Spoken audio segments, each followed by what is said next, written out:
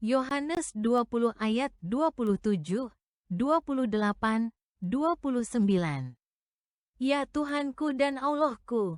Yohanes 20 ayat 27. Setelah itu dia berkata kepada Thomas, "Kau bawalah jarimu sini dan kau persepsikanlah kedua tanganku dan kau bawalah tanganmu dan kau tempatkanlah kembali ke dalam sisiku dan kau bukan menjadilah tidak percaya tetapi percaya." Yohanes 20 ayat 28. Dan Thomas telah beralasan memutuskan dan telah berkata kepadanya, Tuanku dan degatku. Yohanes 20 ayat 29. Sejauh ini Yesus berkata kepadanya bahwa kau telah melihatku, kau telah percaya, berbahagia orang-orang yang tidak mempersepsikan, keliru, dan percaya. Coba perhatikan Yohanes 20 ayat 28. Thomas berkata kepada Yesus seolah Yesus adalah Tuhan dan degat, padahal bukan. Perhatikan kembali dengan seksama. Yohanes 20 ayat 29, berbahagia orang-orang yang tidak mempersepsikan, keliru, dan percaya.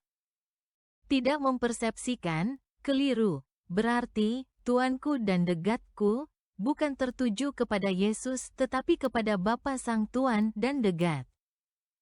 Silahkan simak kembali topik Yohanes 14 ayat 9 melihat Yesus melihat Bapa. Juga baca kembali Matius 13 ayat 34.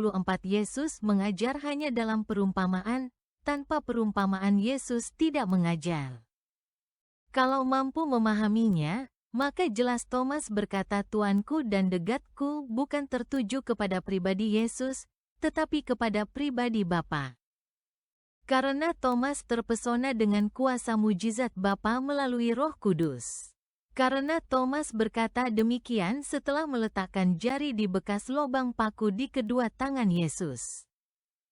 Dan meletakkan tangan di bekas lubang tikaman tombak. Tafsir kedua, kecuali Thomas tidak paham dan memang benar perkataan tersebut ditujukan untuk pribadi Yesus. Mengingat di Matius 28 ayat 17 ada murid yang menyembah dan ada yang tidak. Tetapi aku 100% perkataan Thomas bukan untuk pribadi Yesus.